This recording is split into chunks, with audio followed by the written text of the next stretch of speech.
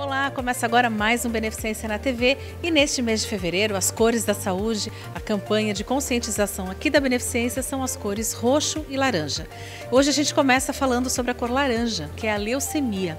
Cerca de uma pessoa a cada 10 mil no mundo ainda podem vir a desenvolver uma leucemia. No programa de hoje a gente fala sobre leucemia e também você vai conhecer um pouquinho da capela aqui da Beneficência Portuguesa. Então, olha, não saia daí, no ar, Beneficência na TV.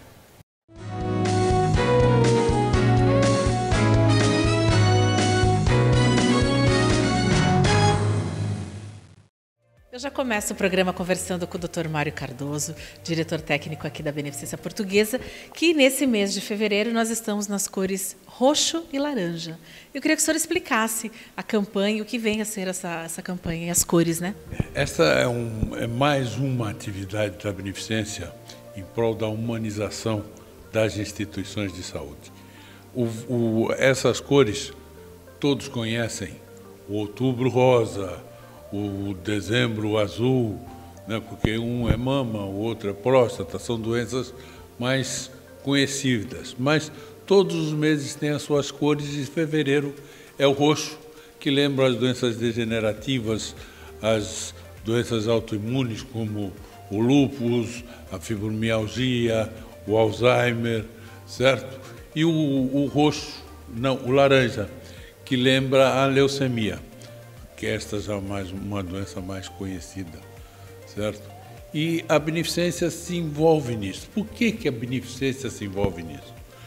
Porque esta é a característica da Beneficência. A Beneficência é uma instituição que está aqui, evidentemente, para tratar das doenças, mas ela é incapaz de tratar da doença se não tratar e se não priorizar o doente. A Beneficência é uma instituição que tem na sua gênese uma preocupação com o ser humano. A qualidade do serviço aqui prestado é uma qualidade de ponta, a tecnologia é de primeiro mundo, mas antes e atrás disso tudo, ou na frente, melhor dizendo, vem o ser humano. E esta é a característica do nosso hospital, é a característica da diretoria que hoje está à frente do hospital. Então, esta é uma campanha que faz parte do nosso departamento de humanização, certo? Ela procura trazer à nossa comunidade as doenças, coisas que realmente não são agradáveis a ninguém, mas que precisam ser conhecidas e precisam que o povo saiba como melhor se prevenir, como melhor se preparar, porque nós, infelizmente, também, ninguém de nós está livre de nada. Certo? Esse é o intuito da Beneficência, é a preocupação com o ser humano, com aquele paciente, aquele cidadão que um dia possa procurar dos nossos serviços. Ele precisa saber que aquele tem realmente um hospital de ponta, um hospital tecnologicamente de primeiro mundo, mas, acima de tudo, ele vai ter aqui uma equipe de pessoas que vão saber que estão com um ser humano sob sua responsabilidade e sob seus cuidados. Tá certo. E é importante essa conscientização e como o senhor falou, por exemplo, leucemia é uma doença que é mais conhecida, Alzheimer as pessoas conhecem, mas o lúpus e a fibromialgia muita gente não conhece, né? E o próprio Alzheimer, que infelizmente está atingindo números que são preocupantes e isso o tornou mais conhecido, certo? Mas as outras doenças tão antigas quanto o lúpus, mas são doenças que são menos difundidas. Então, até para o conhecimento e fechar o diagnóstico, é preciso que se procure um médico. E esse médico vai estar onde? Num hospital de ponta como a Beneficência Portuguesa. Doutor Mário, obrigada. É sempre um prazer conversar com o senhor. O senhor dá uma aula, na verdade. Muito obrigada mais uma vez pela sua participação aqui no Beneficência na TV. Eu é que fico muito satisfeito pela retomada desse nosso programa, porque ele, acima de tudo, é a afirmação do que eu disse para você. É a beneficência junto à sua comunidade. A beneficência é só a beneficência, se tiver a comunidade abraçando a ela. Obrigada mais uma vez, olha, está aí. Então, durante todo esse mês de fevereiro, a gente vai falar sobre essas 4 doenças. E eu começo agora, falando sobre leucemia com o Dr. Marcos Vinícius.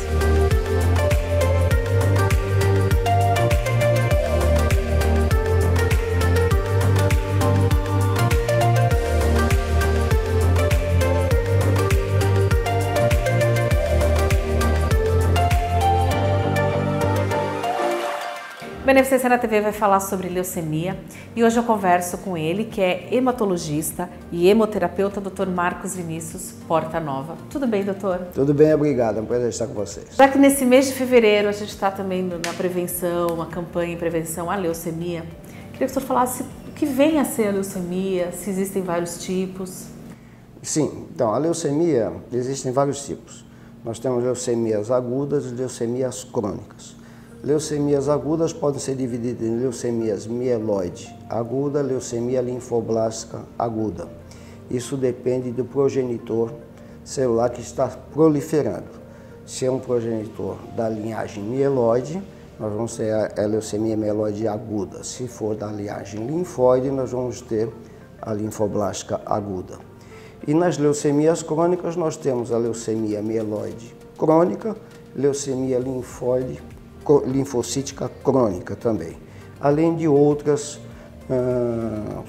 tipos, como leucemia de células pilosas, leucemia mielocítica crônica, enfim. Existem outros tipos de leucemia também, até bifenotípica, ou seja, tanto da linhagem mieloide como da linfóide associadas. Qual a mais comum, doutor? A mais comum é a leucemia mieloide aguda, tá? E a mais letal também. A leucemia linfoblástica aguda dá mais em criança, em 90% mais em criança, e tem um índice de cura muito bom. Agora, no caso, o senhor falou de criança. Uma criança que vem a desenvolver esse tipo de leucemia, ela faz o tratamento, ela pode depois ter uma vida normal? Uma vida normal. Geralmente evolui para a cura. É um tratamento prolongado, ela tem que estar sempre em acompanhamento, mas geralmente evolui para a cura. Algumas pessoas falam popularmente, é o câncer do sangue, eu tenho um câncer do sangue, ou fulano teve o câncer do sangue. É correto dizer que a leucemia ela é um câncer, mas é no sangue? Na realidade, a proliferação anômala ocorre na medula óssea, né, dos progenitores hematopoéticos que vão dar origem às células sanguíneas. Então, se é progenitor da linhagem mieloide ou linfóide, que você pode ter. Então, na realidade, o clone está na medula óssea. Existe uma proliferação dessas células, desses progenitores, que vão dar origem a um tipo de célula que a gente chama de blastos, né, que são células anômalas. Esses blastos proliferam, invadem a medula óssea e acabam prejudicando a hematopoese normal, ou seja, a fabricação de massas, leucócitos e plaquetas. Ou seja, a pessoa fica com anemia, com deficiência na defesa, podendo ter infecções e, por causa das plaquetas baixas, também há sangramentos. Ou seja, os glóbulos vermelhos diminuem e aumentam os brancos, é isso? Exatamente, só que esses brancos são anormais, são blastos, não tem uma função de defesa adequada, entendeu? Eles são ineficientes no sentido de defender, além de invadir e impedir a produção normal de células na medula óssea. Agora, é possível, doutor, num exame rotineiro de sangue, né, um cardiologista ou, enfim, um clínico geral vai e pede aquele exame anual que as pessoas fazem no ano de um exame de sangue. É possível ali ver alguma coisa que chame a atenção do médico e, opa, tem alguma coisa errada? Geralmente acontece assim, geralmente acontece dessa forma. Vai, às vezes, principalmente nas leucemias crônicas. Nas leucemias crônicas, às vezes, no início, elas são assintomáticas. Então, o paciente vai fazer um exame de rotina e acaba descobrindo que tem uma leucemia crônica, que é uma evolução mais arrastada, mais tranquila do que a leucemia aguda. E, às vezes, o paciente na leucemia aguda, ele já, às vezes, apresenta alguns sintomas. Porque quando ele vai procurar um médico, às vezes já está com quadro de anemia, ou foi procurar um médico com aparecimento de manchas roxas no corpo, ou por algum sangramento anormal. Mas geralmente na leucemia aguda a coisa é mais agressiva. Então a pessoa fica sintomática rápida, diferente da leucemia crônica, onde que no exame de sangue você vê que tem uma alteração, por exemplo, no hemograma, e aí chama a atenção e geralmente esses pacientes são encaminhados para o hematologista que acaba fazendo um diagnóstico. Um diagnóstico mais preciso. Então eu queria que o senhor falasse dos sintomas. O senhor falou de manchas roxas, são manchas roxas que a pessoa não vai sentir nenhuma dor. Então de repente ela tem uma mancha roxa no braço, uma na perna, apareceu, mas você não bateu, não dói. Não é para a população ficar apavorada, mas porque existe com frequência aparecimento de manchas roxas pelo corpo, isso às vezes até pelo estado de estresse da pessoa, é normal aparecer manchas roxas pelo corpo, enfim. Mas na leucemia aguda, principalmente, o que chama atenção geralmente é a anemia, tá? Infecções de repetição e sangramentos. Sangramentos mucosos, oral, nasal, né? Gengival, e é o aparecimento de equimose, petecas, por causa da queda de plaqueta na pele. Então, a pessoa fica com equimose, com manchas roxas pelo corpo, petecas que são que nem picadinhas de pulga, isso por causa da diminuição na produção de plaquetas pela medula óssea e acaba tendo essa tendência a sangramentos também, tá? Mas não é toda mancha roxa, pelo amor de Deus, as pessoas ficam preocupadas com... Tá com mancha roxa, já vai procurar um médico. Sempre bom procurar um médico, mas... Sempre é bom, mesmo porque às vezes pode ter um distúrbio de coagulação que não tem nada a ver com leucemia, porque é muito comum se ter distúrbio de coagulação, que é outro problema, né? Então, sempre é bom, mas não é toda mancha roxa que é leucemia, né? Agora, existe uma predisposição, por exemplo, mais no homem, mais na mulher, uma faixa etária? Realmente a leucemia aguda é mais comum no homem, né? E as leucemias crônicas, principalmente a leucemia linfocítica crônica, ela é mais comum numa faixa etária acima de 50, 60 anos. E acontece mais em orientais, a leucemia linfocítica crônica. Mas a leucemia aguda é mais comum no homem, mas também pode dar em mulher também, só que não tem. Nós tivemos até um ator que há alguns anos atrás teve, que foi o Reinaldo Gianecchini, que conseguiu a cura. E a minha pergunta é, existe a cura para a leucemia? Sim, existe. O tratamento da leucemia aguda, não vou falar da leucemia mieloide aguda, que dá mais em adulto, né? A criança linfoblástica geralmente evolui bem para a cura. A leucemia mieloide aguda, nós temos tratamento. O tratamento é a base de quimioterapia e transplante de medula óssea, tá? A base de quimioterapia, você faz uma terapia de indução, onde você extermina com essas células proliferadas, esses blastos que proliferaram e invadiram a medula, e nesse período você fez a indução, essas células desaparecem na medula, né? Você vai fazendo exames periódicos de mielograma, e você faz uma terapia de consolidação.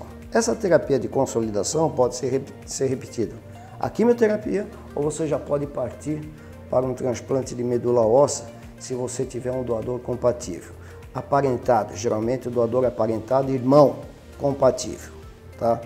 E aí você já parte até para, de vez de fazer a consolidação com uma nova quimio, já parte até para um transplante que a gente chama de transplante autólogo, ou seja, de uma pessoa diferente. Ou seja, há necessidade do transplante mesmo, não tem como fugir. Não necessariamente, às vezes você com a quimioterapia, você pode entrar, o paciente pode entrar em remissão da doença. Ele pode entrar, mesmo porque se você não tem doador aparentado, doador compatível, pelo menos em 50%, pelo menos, né? O ideal que seja um doador, um irmão que tenha 100% de compatibilidade, mas também não é fácil conseguir, mesmo entre irmãos. Mesmo sendo irmãos, mesmo pai da mesma mãe, sim, nem sempre é 100%. Às vezes é 50% compatível.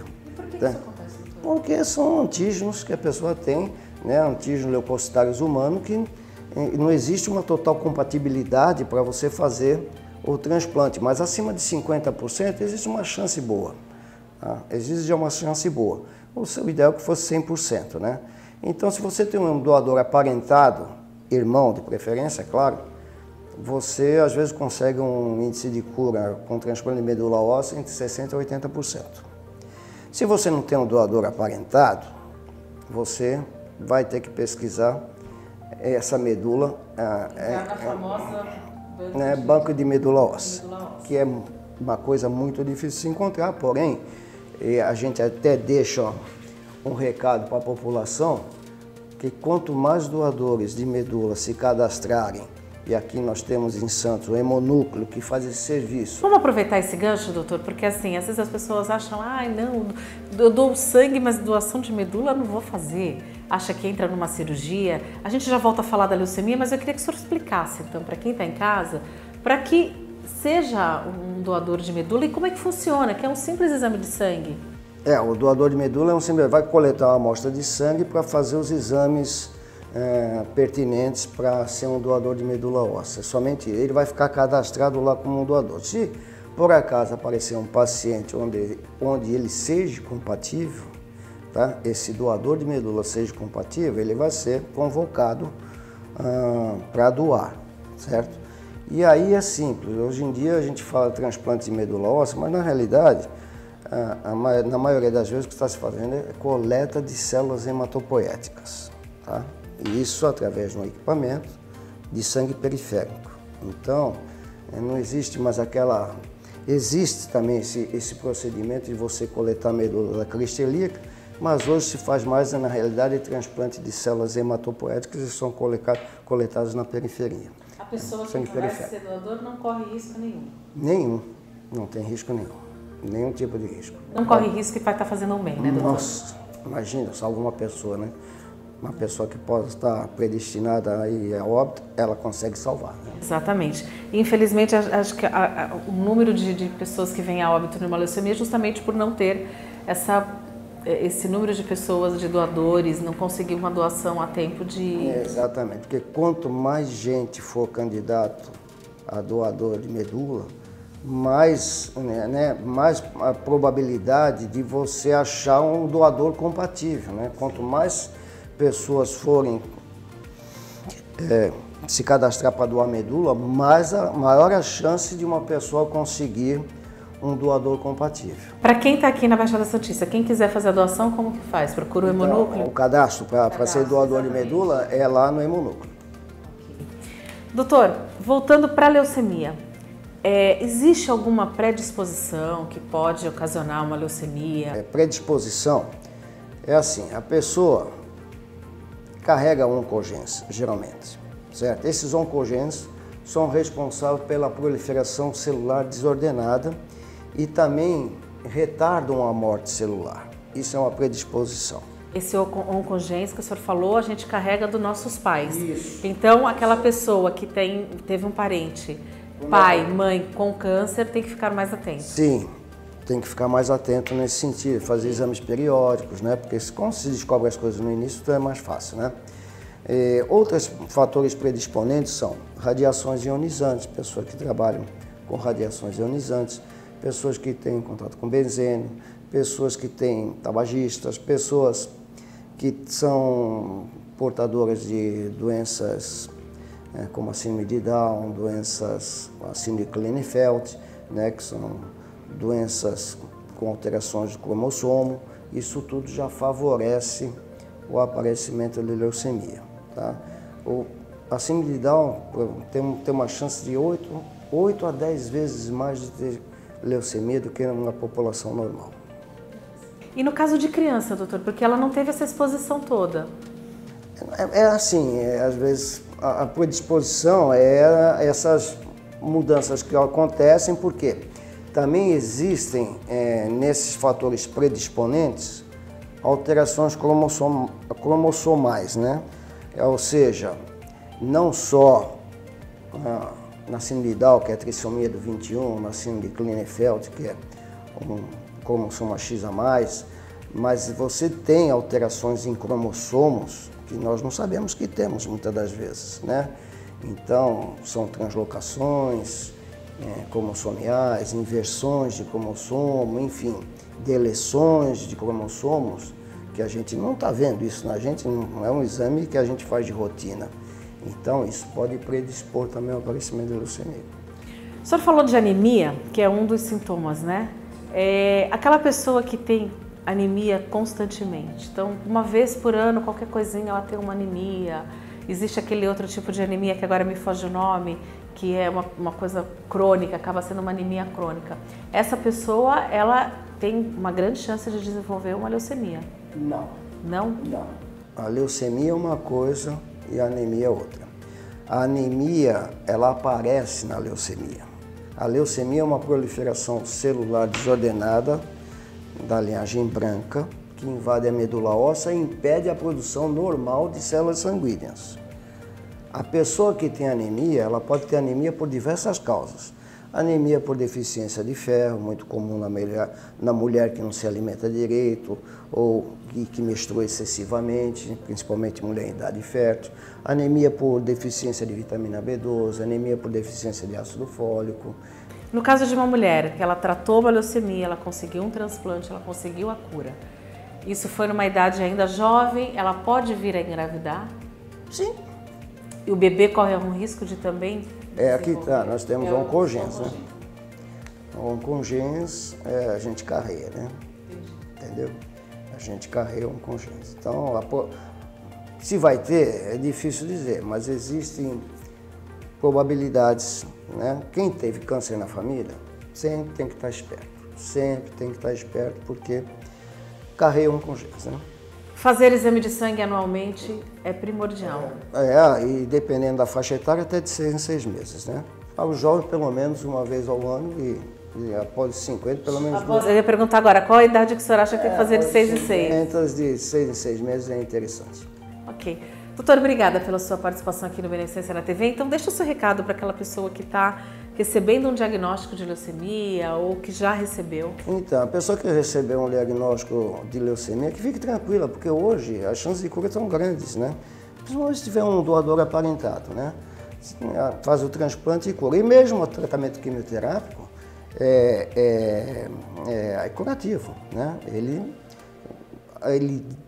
extermina essas células malignas e com o tratamento de suporte nessa fase adequado, né, de transfusões de sangue, plaquetas, enfim, isolamento, tem por causa de infecções, com certeza ele tem uma chance de cura muito grande.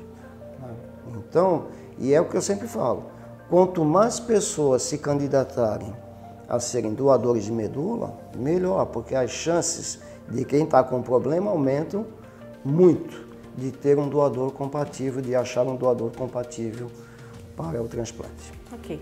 Obrigada mais uma vez, doutor, pela sua participação. Está aí, está dado o recado. Então, olha, você, seja doador de sangue, seja um doador de medula, entre em contato, olha, o Hemonúcleo está aparecendo aqui no seu vídeo, entre em contato com eles, tira dúvidas de vocês e vale a pena, a gente nunca sabe o dia de manhã, de repente você pode estar ajudando a salvar uma vida, tá bom?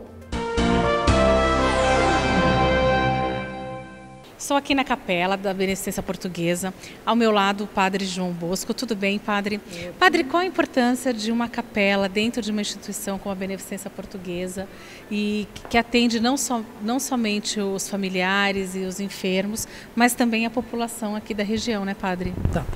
Cristiane, essa capela da Beneficência Portuguesa, você pode ver que é uma capela muito bonita, né? E a gente quase que não vê uma capela tão significativa como essa. Só que essa capela é uma capela particular da instituição. Tá? Então, aqui acontecem todos os domingos a celebração seguindo a liturgia, celebração litúrgica, às 9 horas da manhã. E a primeira quarta de cada mês é celebrado a missa dos enfermos, às 16 horas, por todos os pacientes que se encontram hospitalizados. E há também participações do pessoal de fora que é convidado durante a missa dominical, os familiares dos pacientes que querendo participar venham até a capela.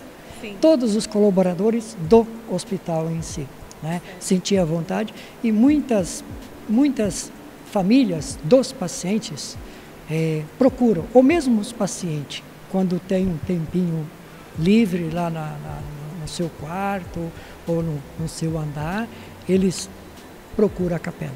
E além dessas missas também tem a missa tradicional, que é a missa de Santo Antônio, que é realizada aqui todo no dia 13 de junho, né, Padre? Acontece a missa da enfermagem, no dia 12 de maio, sempre acontece a celebração com o grupo de enfermagem, né, do hospital. No dia 13 de julho tem a missa do padroeiro, que é Santo Antônio, né, e no dia 21 de agosto também é celebrado a missa com o aniversário do hospital. né? Essas duas datas regem no estatuto, né?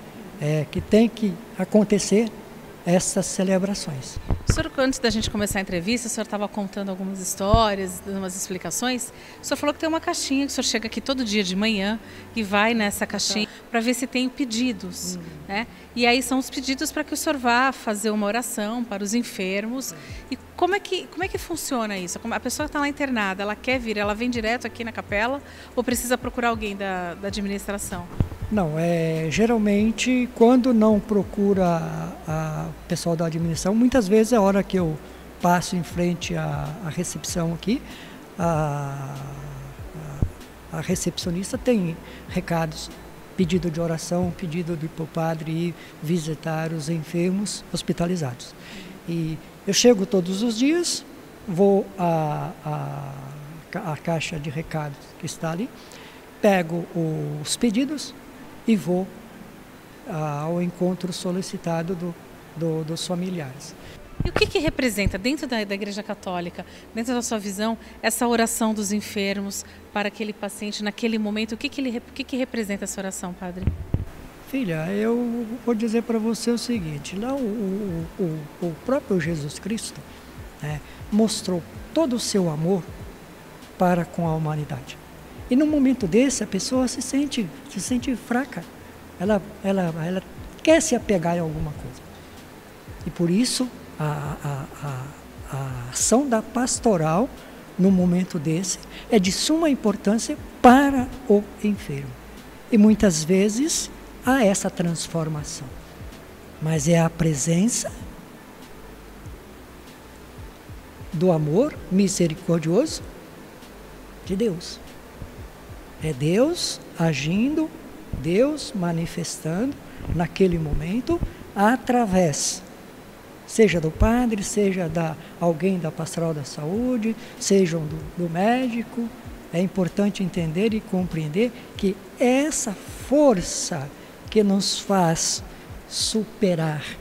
Eu queria que o senhor deixasse uma mensagem, então, para aquela pessoa que está em casa, que está enferma ou que está com algum paciente, algum parente enfermo aqui na Beneficência, que o senhor deixasse uma mensagem de otimismo e de fé. É importante neste momento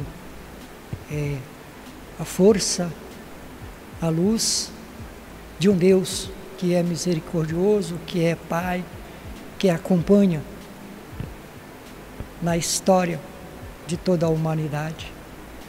E no momento que você está passando por determinadas dificuldades, é importante entender que Ele é a luz, Ele é a força, Ele é o caminho, Ele é a verdade, Ele é a vida. Aproveito para abençoar a você que está neste momento ouvindo e a todos aqueles que neste dia, que neste momento estão trabalhando, colocando a sua vida a serviço de nossos irmãos e irmãs. A bênção de Deus Todo-Poderoso, Pai, Filho, Espírito Santo. Amém. Bom, Beneficência na TV fica por aqui, espero que você tenha gostado e olha, continue, olha, nosso e-mail está aparecendo aqui no seu vídeo. Se você teve alguma dúvida ou quer mandar uma sugestão, entre em contato com a gente, nosso e-mail está aparecendo no seu vídeo e também você pode começar a rever nossos programas no site da Beneficência Portuguesa, você clica lá em site na Beneficência, tem programa Beneficência na TV, está aqui o endereço, você clica lá e consegue assistir todos os programas que já passaram, tá bom? Na próxima semana eu volto com mais um Beneficência na TV, até lá!